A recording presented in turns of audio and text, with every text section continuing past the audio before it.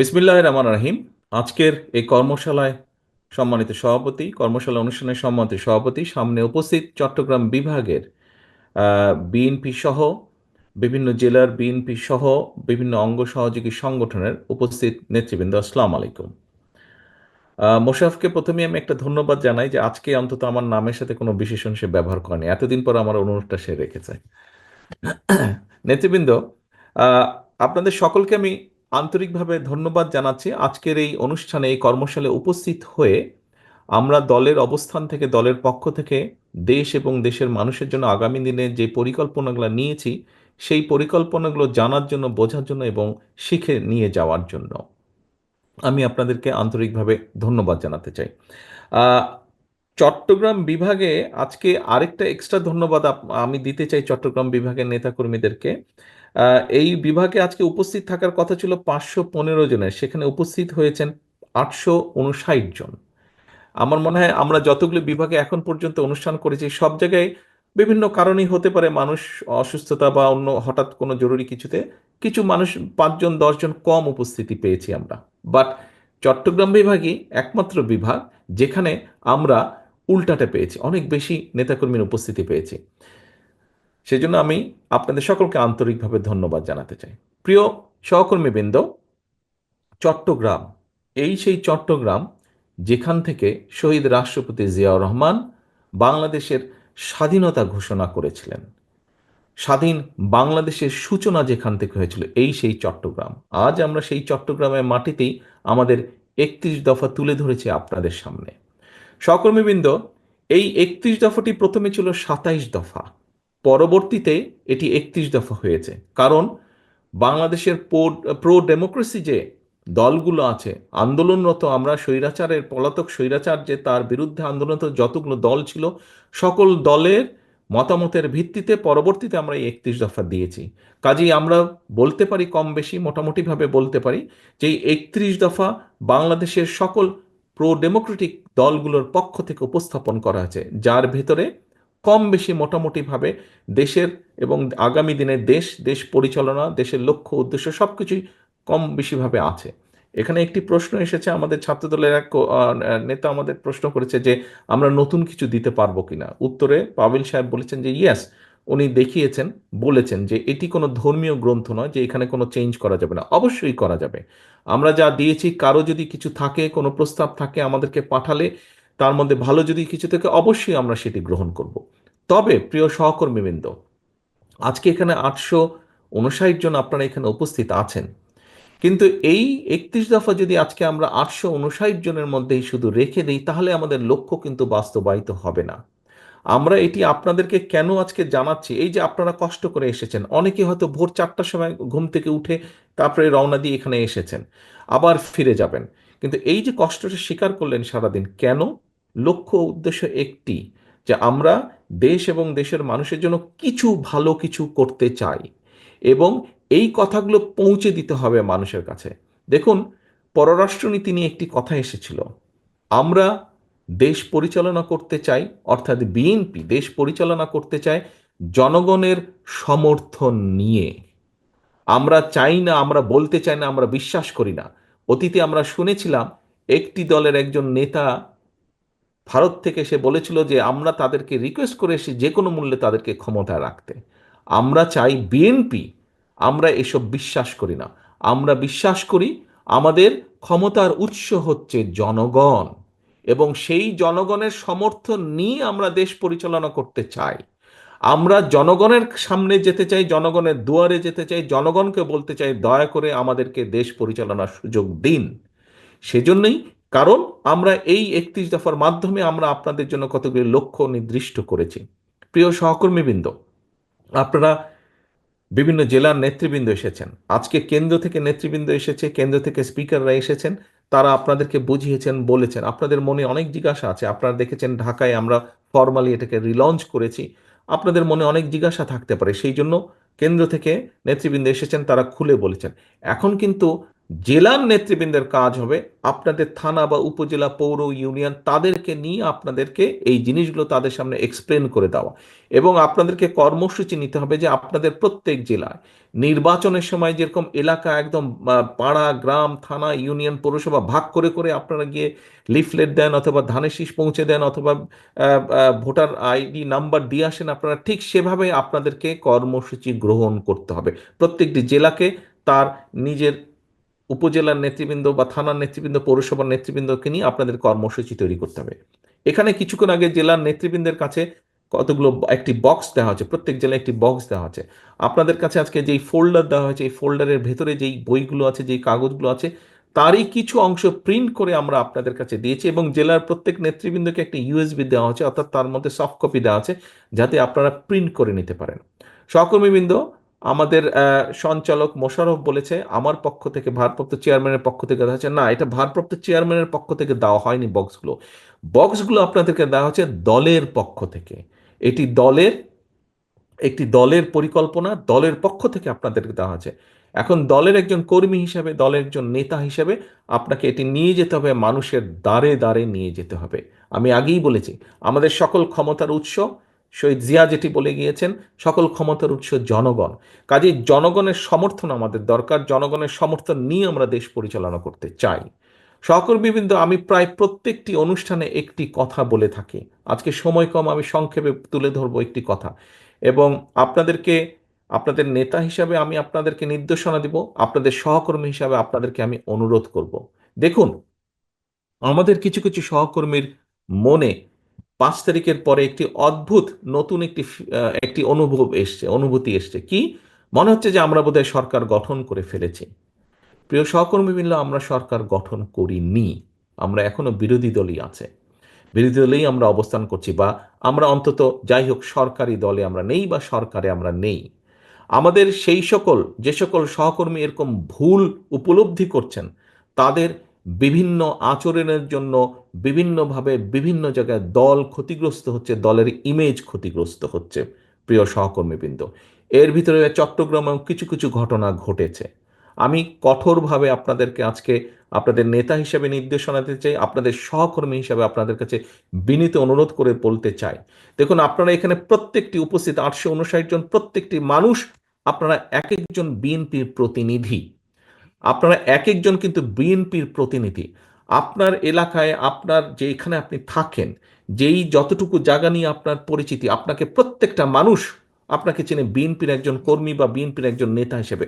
হলেন আপনি বিএনপির, হলেন আপনি যুবদল, স্বেচ্ছাসেবক, ছাত্রদল, শ্রমিক দল, তাঁতি দল, যেটাই হন না কেন, এন্ড অফ দ্য ডে আপনাকে মানুষ, আপনার যদি নাম হয়ে থাকে এরশাদুল্লাহ, আপনাকে ও বিএনপির এরশাদুল্লাহ, আচ্ছা, এইভাবে আপনাকে কিন্তু মানুষ চিনে।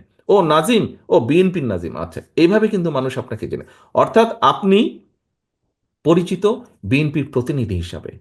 প্রিয় সহকর্মীবৃন্দ, আপনি যখন আপনার নিকট আত্মীয় স্বজনের বাসায় যান, আপনি নিশ্চয়ই আপনার চলাফেরা কথাবার্তা উঠা বসাতে এমন কিছুর পরিচয় দেন যাতে সেই আত্মীয়র মনে আপনার সম্পর্কে কোনো নেগেটিভ ধারণা না হয়।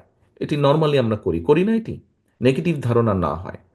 সহকর্মীবৃন্দ, আপনি যখন এলাকায় পরিচিত বিএনপির প্রতিনিধি হিসাবে, কেন আপনি এমন কিছু করবেন, আপনার যেই কথা, আপনার যেই বিহেভিয়ার, আপনার যেই কাজের দ্বারা দলের ইমেজ, দল ক্ষতিগ্রস্ত হবে, কেন আপনি এটা করবেন? আপনার এলাকার মানুষ তো আপনারই স্বজন, আপনারই তো আপনজন।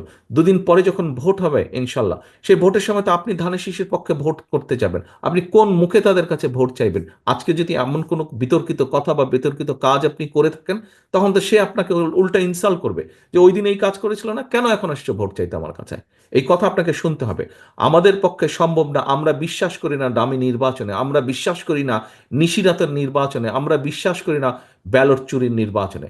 আমরা বিশ্বাস করি জনগণের কাতারে। একজন নোয়াখালীর একজন বোন বলেছেন কিভাবে এই দেশের মা বোনেরা বিএনপিকে ভোট দেয়। আমরা সেইভাবে সেই ভোটে বিশ্বাস করি যেখানে মানুষ লাইনে দাঁড়িয়ে নিরাপদে, নিরাপত্তার সাথে, স্বচ্ছভাবে, স্বাধীনভাবে, মুক্তভাবে, ভয়হীনভাবে ভোট দিয়ে যাবে। আমরা সেই নীতিতে বিশ্বাস করি, এবং সেটি যদি অর্জন করতে হয় আপনাদেরকে আজকে কিন্তু অনেক কিছুর পরিবর্তন করতে হবে। উঠা বসা চলাফেরা কথাবার্তা আপনাদের পরিবর্তিত করতে হবে আপনাদের নিজেদের।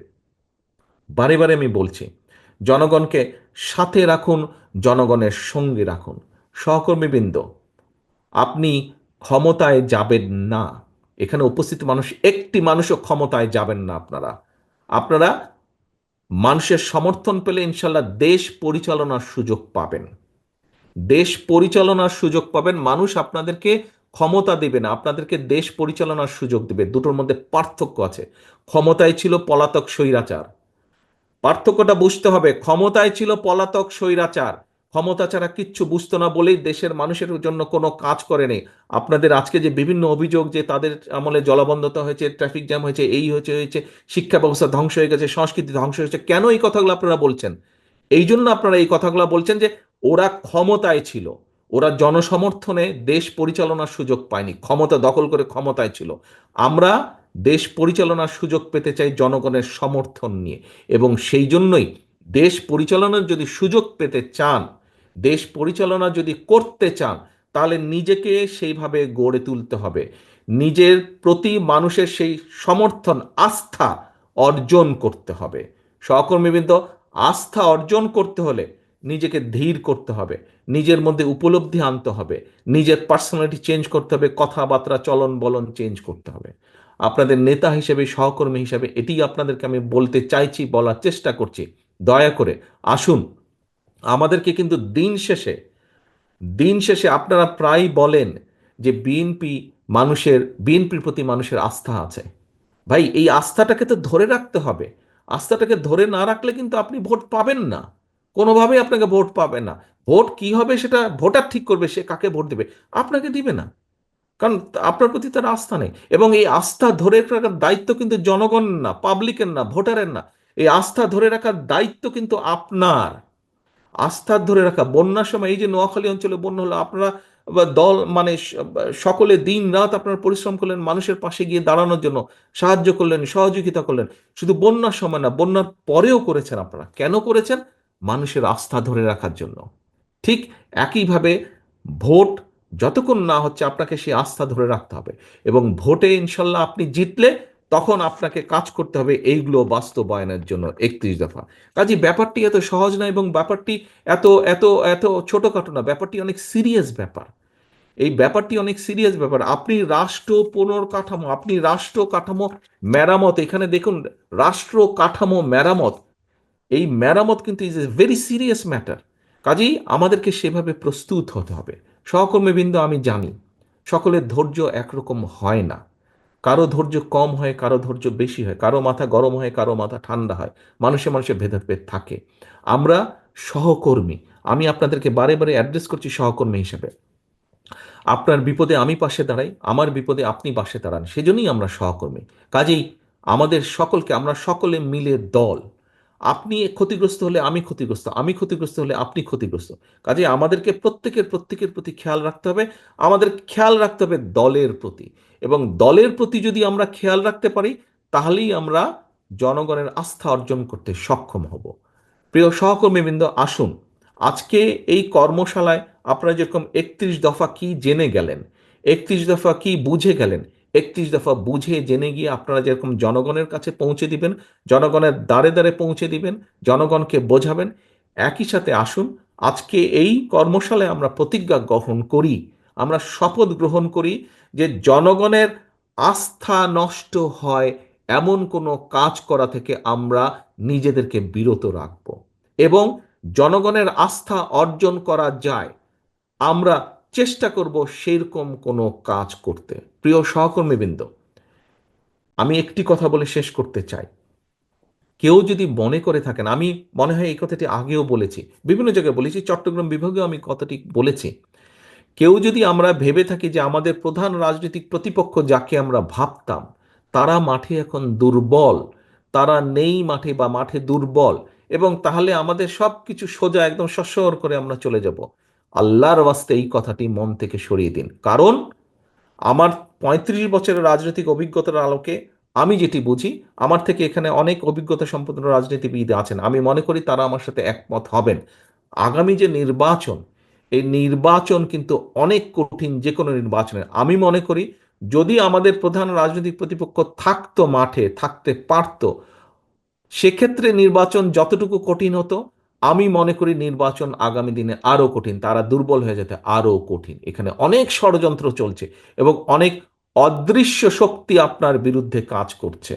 অদৃশ্য শক্তি এখানে, ওই যে চট্টগ্রাম বন্দরে বললো না অনেক ষড়যন্ত্র কাজ করছে, একজন বললে প্রশ্ন করেছে, বাংলাদেশ জাতীয়তাবাদী দল বিএনপি তথা আপনার বিরুদ্ধে, যেহেতু আপনি বিএনপির প্রতিনিধি, আপনার বিরুদ্ধে অনেক ষড়যন্ত্র কাজ করছে। একটু ঠান্ডা মাথায় আল্লাহর বাস্তে এগুলো চিন্তা করুন আপনারা। আপনি ছাত্র দল হন, যুব দল, স্বেচ্ছাসেবক, বিএনপি, তাঁতি দল, মহিলা দল, যেই হন না কেন, আল্লাহর বাস্তে এগুলো একটু চিন্তা করুন। বহু ষড়যন্ত্র চলছে। এই ষড়যন্ত্রকে যদি উপড়ে ফেলতে হয়, এই ষড়যন্ত্রকে উতরে যদি আসতে হয়, আমাদেরকে ধৈর্যর পরিচয় দিতে হবে, আমাদেরকে ধৈর্যশীল হতে হবে, আমাদের আচরণ সেরকম হতে হবে। প্রিয় সহকর্মীবৃন্দ, আমি আশা করব, আমি বিশ্বাস করি যে যেই কথাগুলো আপনাদের সামনে শেষে আমি এসে বলেছি, আমি জানি সারাদিন শেষে আপনারা আজকে ক্লান্ত, খুব বেশি কথা শুনতে এখন ভালো লাগবে না, কিন্তু যে কথাগুলো না বললেই নয়, আমি আপনাদের সামনে সেই কথাগুলোই তুলে ধরেছি। আমি অনুরোধ করব, বিগত 15-16 বছর আপনারা অক্লান্ত অত্যাচার নির্যাতন সহ্য করে আপনারা এই জায়গায় এসে দাঁড়িয়েছেন। আসুন আমরা সকলে মিলে, আমরা যেই অত্যাচার নির্যাতন সকলে মিলে সহ্য করেছি, আমাদের সামান্য ছোট ছোট ভুলের জন্য যাতে আগামী দিনের আমাদের এই বিসর্জনগুলো, যাতে আমাদের এই বিসর্জন যাতে নষ্ট না হয়ে যায়, আমরা সেই ব্যাপারে সচেতন থাকি। যে অত্যাচার নির্যাতন সহ্য করেছি, এখনো বহু মানুষের নামে মিথ্যা মামলা আছে, এখনো সেই মামলা উঠে নাই, মামলার খড়গ এখনো রয়ে গেছে। কাজে আসুন, যেই নির্যাতন আমরা সহ্য করেছি, যেই বিসর্জন আমরা দিয়েছি, সেই বিসর্জন যাতে নষ্ট না হয়ে যায়, যেই কষ্ট করেছি সেই কষ্ট যাতে নষ্ট না হয়ে যায়, এই ব্যাপারে আমরা সচেতন থাকি। আমরা 31 দফা মানুষের কাছে নিয়ে যাব, মানুষের আস্থা ধরে রাখার জন্য যা যা করা প্রয়োজন আমি সেটাই করব। আমাদের শেষ কথা হোক, আমরা জনগণের সাথে আছি, আমরা ইনশাল্লাহ জনগণের সাথে থাকব। কারণ জনগণই, রাজনৈতিক দল হিসেবে জনগণই আমাদের শেষ ভরসা। প্রিয় সহকর্মীবৃন্দ, সকলে ভালো থাকবেন, সকলে সুস্থ থাকবেন ইনশাল্লাহ। আল্লাহ হাফেজ। বাংলাদেশ জিন্দাবাদ। বাংলাদেশ জাতীয়তাবাদী দল জিন্দাবাদ। আসসালামু আলাইকুম।